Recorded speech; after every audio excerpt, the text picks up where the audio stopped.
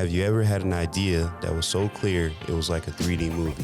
Have you ever told a friend about the idea and they told you, wow, if you could only make that into a business, you would be rich? Sound familiar? Welcome to Knowledge to Currency. I'm your host, Senator Porter, with my co-host, Roosevelt Williams III, and we're here to help you take action. This is free information. We only ask one thing: build a strong foundation and mindset. We have insight to help you get started. Most of us just need a push.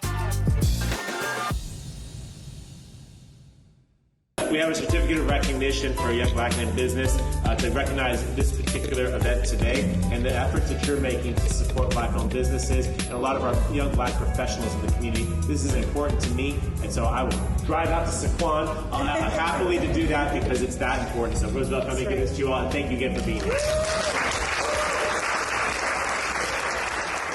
Members, please come. This is a group effort. Please, the mayor.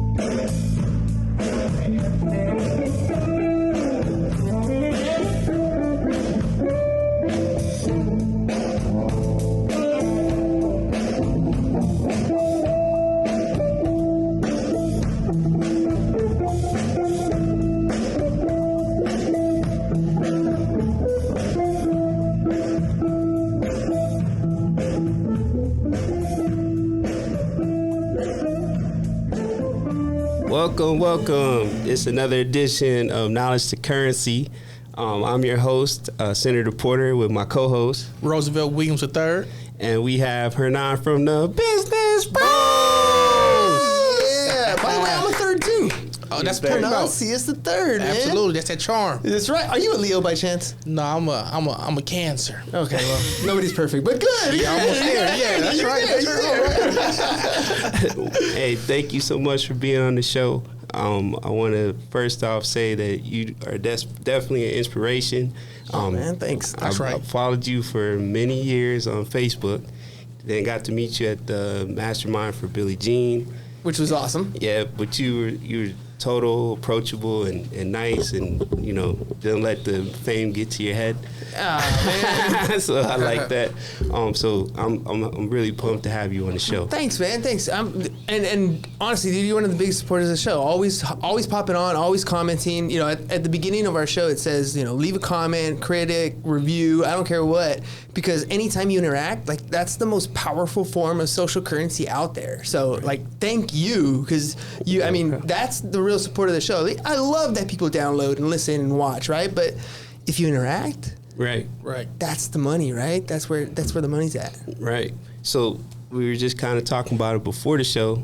What's everything you do? Far as oh man. So you hear that saying, jack of all trades, right? Mm-hmm. Right. So I'll tell you the long version of the story, I guess. I bought my first house when I was 20, right? Mm-hmm. But growing up, the only thing I knew about money was that we didn't have any. That's the extent, right? Dad would always sit in church, and while Mom was praying, Dad was looking at the budget. Right? And so he had that piece of paper, and I would look over, and you can clearly see, all the expenses are there. There's nothing left at the end of the month, right? Or sometimes negative nothing. Right. But at 20 years old, we bought our first house because my dad, when we were 18, 19, hired this lady to come in, and he paid her, $75 an hour. It was 2 hours to sit down and talk to us about what's your plans about money, right? Really? So I learned early on from my pops, he didn't know, but he knew to hire somebody who did know to come and teach us. Man, shout out to Pops. Right, shout out to Pops. Big love. And so basically she's like, well, what's your plan? And we were like, well, we want to move out of here, right? My brother and I were like, we're going to move out of here. We're going to go get an apartment, maybe 3 rooms,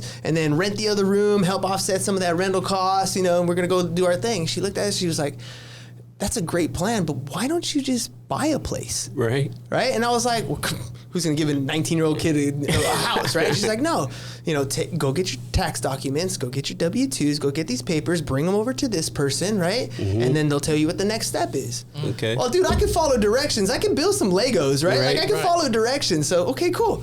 Here you go. Step 1.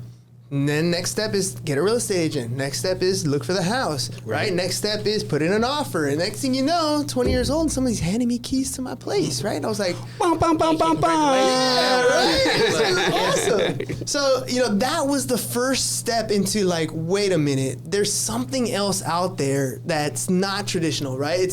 I wasn't even a college graduate yet, and here I am, right? So, we start living in this place, and mind you, when you're 20, 21 years old, you have your own place. It was a party house, bro. Like it was just, that's what it was, right? Yeah. It just is.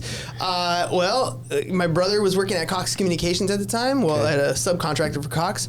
He rolls his work truck and gets fired. Oh, no. And so we have to have this mortgage paid. So at the time, this is early 2000s. So what he was doing was installing high-speed internet for people, right? So this is the early era of the internet. Right. So what we did, because his background was in computers at the time, he'd been building computers for a long time, we went and put flyers together, and this was our first business venture. It just said, PC Cruisers, we cruise to you. We'll fix your computer. If you have problems, give us a call. PC Cruisers. Right? And we went, literally, dude, and this is how young we are. I strapped on my rollerblades, right? He strapped on his rollerblades, and every morning we hit a block or two and just pass out flyers. And that was the first dip into, like, business, right? Entrepreneurship. Yeah. Okay. We got 1 appointment, then we got 2 appointments, and we got 2 appointments a day. Then we're filling up. We had to hire a guy, hire another guy, open a store.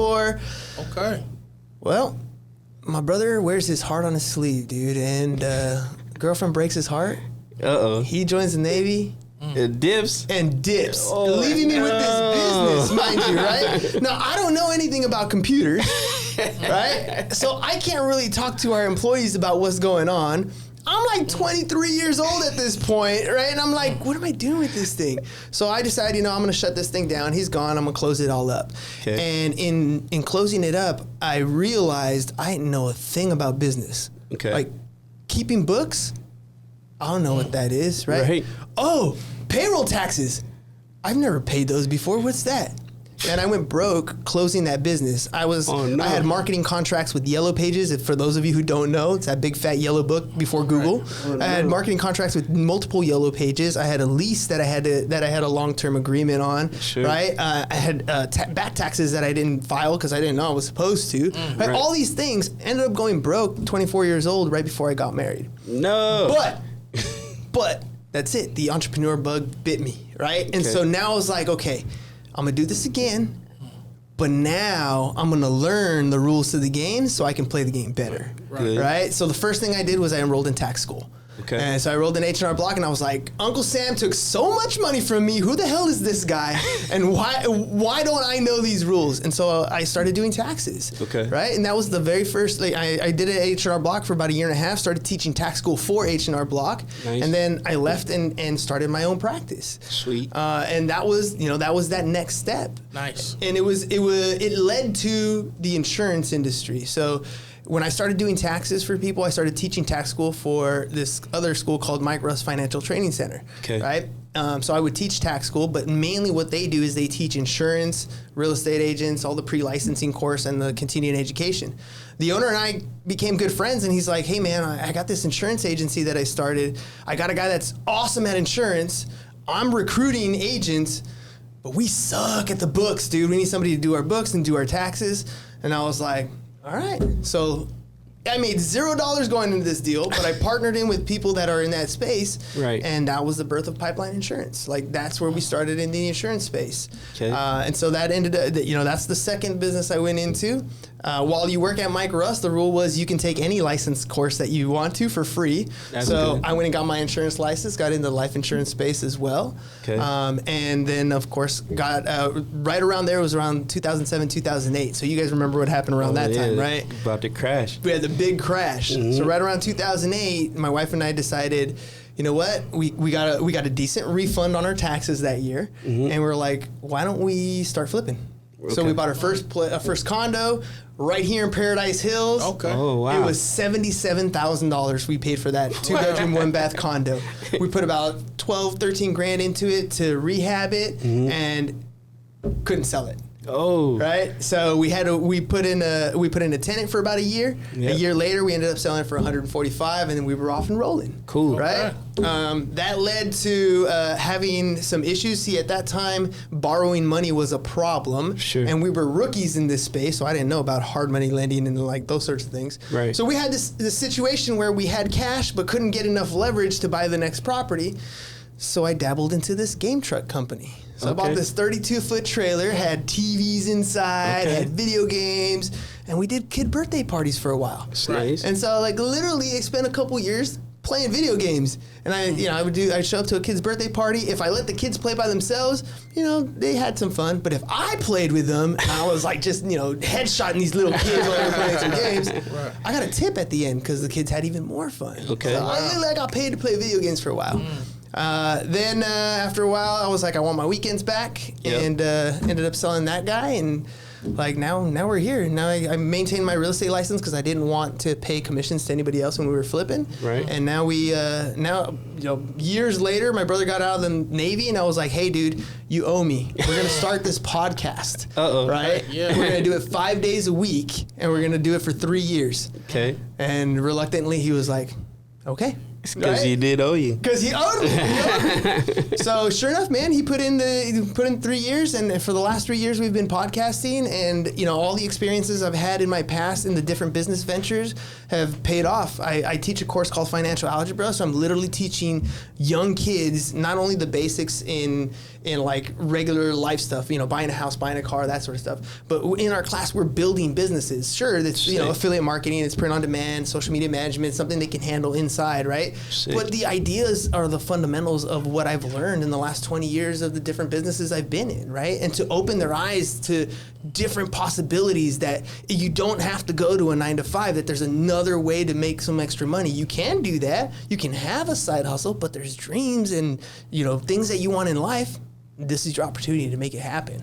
What ages are the kids? They're high school seniors. Oh, So wow. that's even Right? better. It's even better. Yeah, because you're Right. giving them because school's not for everybody, and some people I got a friend now. His dad is in his elderly ages, and he just keeps getting fired. And when you're elderly, that's already so. Then he's trying to help him fill out stuff online. He's in a whole nother state, and he wasn't able to plan.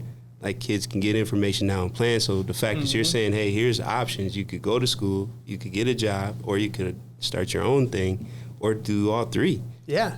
Which And is here's how. Yeah, right? exactly. Like what I keep telling people, and mind you, I'm pretty sure I'm breaking some rules somewhere in this space, right? Because normally, if you put together in high school, like you want to raise funds or whatever, you put together a club, right? And you put together a club charter. They use a trust account, and it operates that way, right?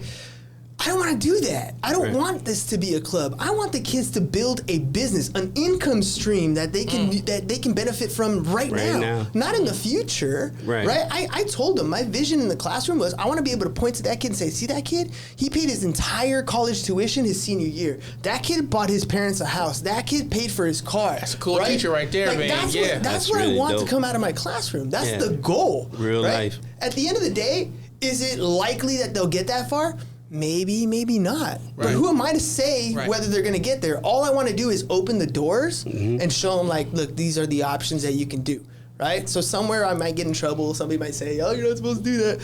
But you know what? So what? Right. Like these kids are, remember, back in the day they had a wood shop. Right. You would go to wood shop and you'd get this piece of wood or a couple pieces of wood, and at the end of the period or the end of the semester, you walked out with a birdhouse or whatever, right? Yeah. Well, why can't I do the same thing with a business? You walk in, let me just give you the tools necessary. Right. You can build it, and at the end of the year, you walk out with an income stream. Yeah. Why not? Which is awesome, and you're already starting out with such a head start as a child. I mean, that's huge. For a young And what I adult. like about it is they're teaching their friends. Right. Maybe even teaching their parents. Yep.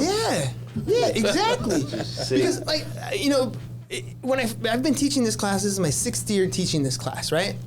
And the hardest thing is to get a 16, 17-year-old kid to find interest in a 1040. Yeah. It just doesn't, right? Maybe at 19 and 20 when they have to file a return, there's some interest. But at 16, 17, they don't care about taxes, right? Right.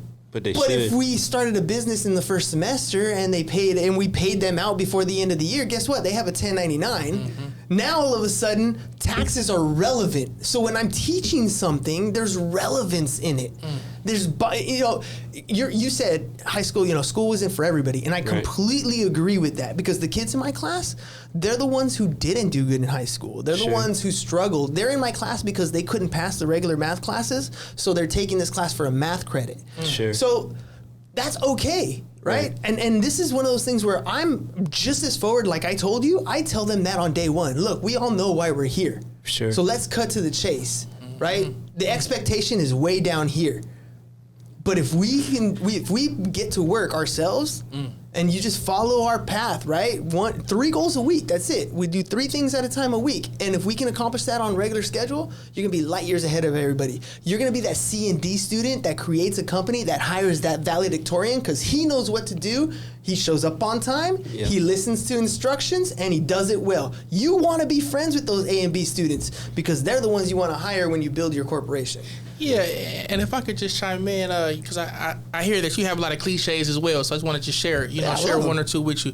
Because with you being in the education industry, not only are you teaching their ABCs, you're teaching their CBAs.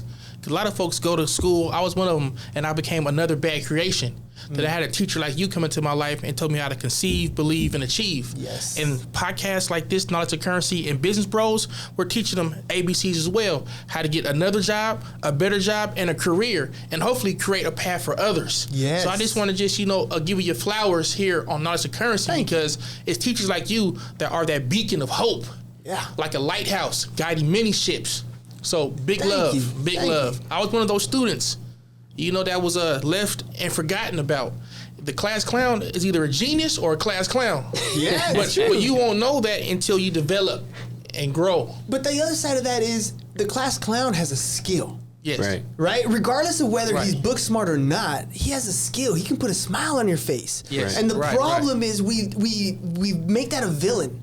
Right? We villainize that rather than utilizing that. That person, that class clown, is also a leader in your classroom. Right. Whether you agree with them, argue with them, kick them out, that person is leading the pack in your class. So you better learn how to make that an ally.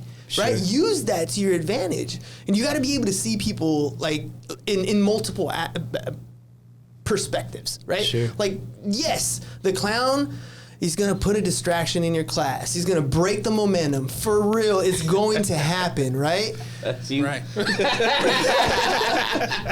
But like anything else, you look at it in 2 ways. That's either like, dude, comedic. You guys are in the movie business, right? Mm-hmm. So you always have that person that comes in that's the comedic relief. Right. So use that moment as a break. That could be a brain break. Sure. Right? Thanks for coming in. Like, there's different ways to approach it. And then that person doesn't become your enemy. They're not doing that you said, anymore ally. to come after you. Right? Now they're doing it to compliment you. Not only that, they don't want to let you down. Right. Right? So they're going to do more work because you make them feel good. Like, when we do the show, one of the things that my brother put together was the fire intros. Like, he's the one who does that, like, who set it up on our show. Okay. And as we started doing it, we realized, like, what you guys can't see on our show, when we do it on StreamYard, you have the main screen, and at the bottom, there's these little mini screens so you can see each other. But when we play, like, the video intros or the video clips, the general public can only see what we put on the screen. I can see down what's going on below. And when we do the fire intros, what we're really doing is we're telling you how amazing you are, right? We're telling you, look at all the accomplishments you've done. Look at all the amazing things you've done. You are awesome, and we're blessed to have you on our show. Right. Like, and we literally say that in their intros. We talk about them. The affirmations. When we hit that next button, which is our video intro, and so it cuts out of our scene, I wish you guys can see the little box on the bottom. People are like, yeah, they're like cheering, and there's a big smile on their face. Right. That's the positivity you need to spread every day, right? That's how you make an impact in people's lives, is you make them feel good about who they are and what they've already accomplished. I just do that in the classroom too. And so your class is probably the one that people look forward to going to I hope when so. all those other ones suck for the day. I hope so. So they may be like, hey, I don't want to miss this, because I remember certain classes that I didn't enjoy, but I was a pretty good student. So I would be like, well, at least this class for 5th period is going to be good. Yeah. But all the rest of the day is going to stink. But you don't want to miss 5th period, so you're looking forward. So that's probably where you're at in this school. Exactly. You know what I mean, and that's the mentality I want. I want you to come to class. I want you to want to come to class. Because if you want to come to class, then you're going to want to learn what I'm talking about. Right. Right? Because it's going to make a difference for you. And at the end of the day, I tell my students, I'm like, look, I set up the class, so literally if you show up and you're with me the first hour where we do our book work, which, by the way, in my class, there's no such thing as cheating. You don't cheat in real life. You collaborate, right? And you can also use the internet, because the internet is not your enemy. Right. It's a place to find information. Sure. Like, I don't need you to memorize things. I need you to know where to get the answer if you need to go find the answer. Which is what we do in real life. Which is what we do in real life, right? Yeah. So I set up the class where you show up the first hour, you do the assignment that's due, you're going to get a D. And I tell my high school students, I'm like, C's get degrees, but D's get diplomas. Sure. And you need to graduate high school. So at bare minimum, I don't care what class it is, mine included, you need to get a D.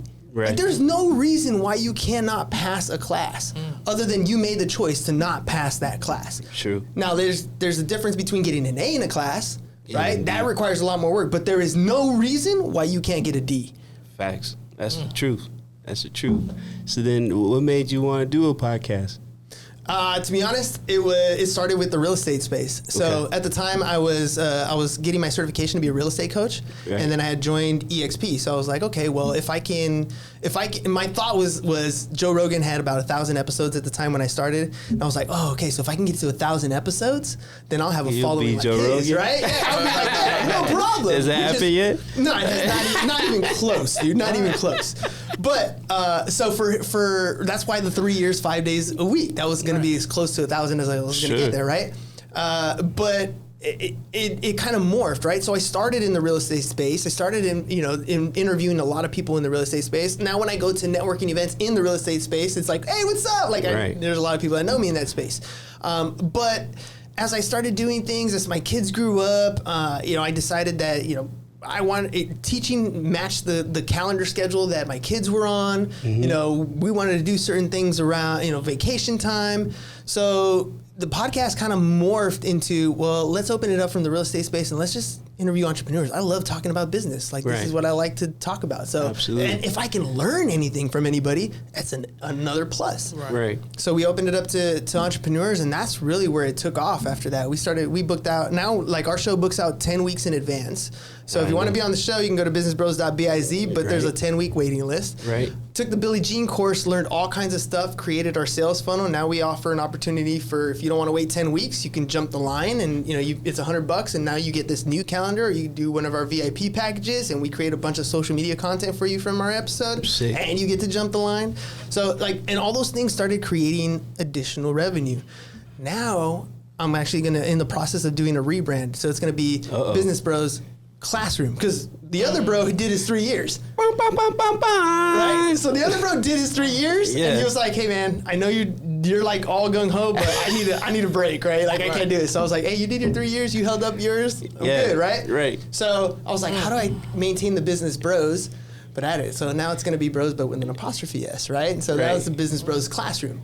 As of October, all the bookings are now in the morning at a spot during our class, so that I can do the show in the classroom. Oh wow! Sick. And the interview is done with a live student audience, so about 30 kids in the class. Oh, that's sick. And I'll set up a mic so they can ask questions. That's even sicker. Oh, wow! Right. So now, not only am I benefiting from the Shout out to Billie Jean. Shout out to Billie Jean. Not only am I benefiting from the podcast, but literally my kids get to ask entrepreneurs as they're building businesses questions about their experience, which is real insightful, and it's going to help those kids a lot. Yeah, and you never know, like, that could open the door to a job opening for them, or a career opportunity, or a partnership. I mean, you never know. Yeah, you might teach the next Phil Knight or Steve Jobs. That'd be awesome. Yeah. Oh, you definitely sparking brains. You're definitely sparking ideas and why weren't you a teacher when I was a kid? Right, phenomenal. Well, I mean, I never, I've always thought I wanted to seek like fame and fortune, right? But I don't know if I want like like Will Smith fame. I think I just want like I've made impact fame. Right. You know what I Impact, mean? Exactly. Right. And I feel like Tupac had a line where he's like, I may not be like the next big thing, but I'm gonna inspire the mind of the person who is, right? Right. And that's where I kind of feel like that I'm at that boat, right? Right. If I can make a couple millionaires, dude, that would be awesome. Absolutely. I mean, what kind of legacy would be better than somebody coming back and saying, you helped me provide for my entire family. My entire family changed. Ed Milet talks about, being the one. Being the one, right? right. The one in that family. I mean, it'd be awesome to be the one. Right. What if you made the ones? Right. Like, that would be even more inspiring. And I think that's where the positivity and the messaging, like, that's what really fuels me. Master Splinter with you. You got Master Splinter. And Right? all those, yes, all those Phil Jacksons. Yeah. Yeah. Because you not only that family, but the people that work for them, those families, and beyond that. So yeah, that's freaking dope. I love it. That's legacy right there. Yeah, I mean that's really what I wanted to do with the podcast. For folks that don't realize or don't know, video is the fastest way to get your message out. Like it's nothing close to it. No matter if it's a good message, a silly message, or a serious message, once you put it online with your power of your phone, you're gonna touch thousands of people. We got one of our reels. It's like 60,000 people seen the reel. Yeah. There's no way the three of us could talk to 60,000 people one at a time. So if you have a business or you have an idea or you have a message, put it on video. Don't just type it with a message. Like put it on video so people can see the emotion. They can hear the cadence. They can hear your voice. They could see you, and it makes a world of difference.